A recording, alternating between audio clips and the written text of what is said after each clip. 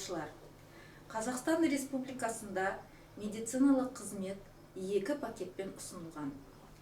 Бұл мемлекет кепілдік берген тегін медициналық көмек пакеті, ал екінші топтама міндетті әлеуметтік медициналық сақтандыру жүйесіне жарналар мен аударымдар есебінен көрсетілетін міндетті медициналық сақтандыру пакеті. Кепілдік берілген медициналық көмекке тоқталып кетейік. Біріншісі ол жедел медициналық көмегі, оның ішінде шұғыл медициналық көмектің ішіне кіретін санитарлық авиация.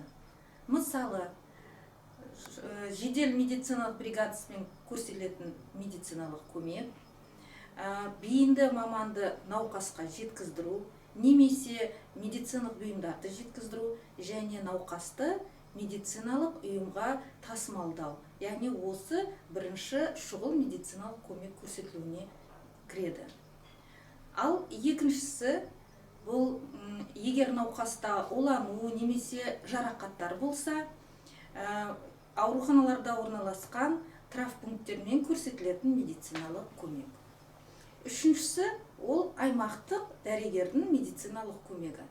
Яғни бұған біздің жалпы медициналық дәрігерлері, оны басқаша ВОП дәрігері дейді, педиатр, бала дәрігері, терапевт дәрігермен көрсетілетін медициналық қызмет. Оның ішінде вакцинация кіреді, жүкті әйелдерді бақылау, иммунизация, отбасын құру және салауатты өмір салтын қалыптастыру қызметтері кіреді.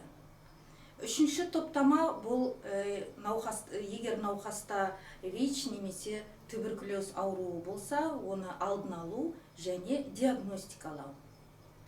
Келесі көрсетілетін медициналық көмек, егер науқаста созылмалы немесе маңызды бар, әлеуметтік маңызды бар аурулары болса, сол уақытта медициналық көмек кепілді пакеттің ішіндегі медициналық қызмет көрсетіледі.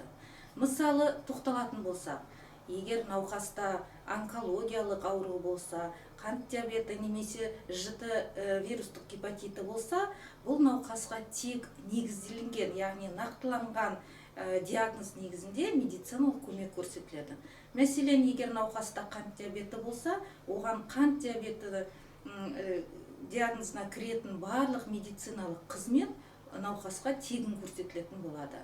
Ал егер науқасқа басқа ауруы негізінде медициналық көмек керек болатын болса, ол міндетті әлеуметтік медициналық сақтандыру пакетінде көрсетіледі. Міндетті әлеуметтік медициналық сақтандыру пакетіне не кіреді деген сұраққа жауап беретін болса, міндетті әлеуметтік медициналық сақтандыру емханада көрсетілетін көмегіміз бұл бейінді мамандармен қарау және диагностикасы, процедуралар мен манипуляциялар, зертханалық және диагностикалық медициналық қызметтері. Сонымен қатар емханада бекітілген тізбеге сәйкес дәрі-дәрмекпен қамтамасыз ету. Келесі медициналық көмек ол науқас стационарда, яғни күндізгі стационарда немесе тәуліктік стационарда көрсетілетін медициналық көмек, оңалту медициналық көмек немесе реабилитациялық медициналық көмек дейді. Ал стационарда жатқызылатын болса, оған науқастарға жоғары мамандырылған медициналық көмек көрсетілетін болады.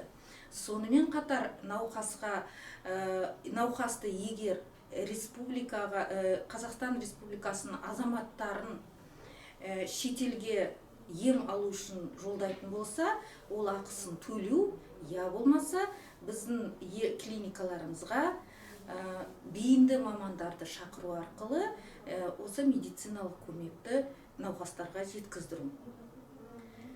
Барлығын атап өткенде, яғни егер науқасқа жедел түрде стационарлық көмек қажет болатын болса, науқастың мәртебесіне қарамастан барлық медициналық көмек көрсетіледі. Науқас өзінің өтінішіне байланысты емес, тек қана медициналық көрсеткіштер бойынша медициналық қызметтерді ала алады.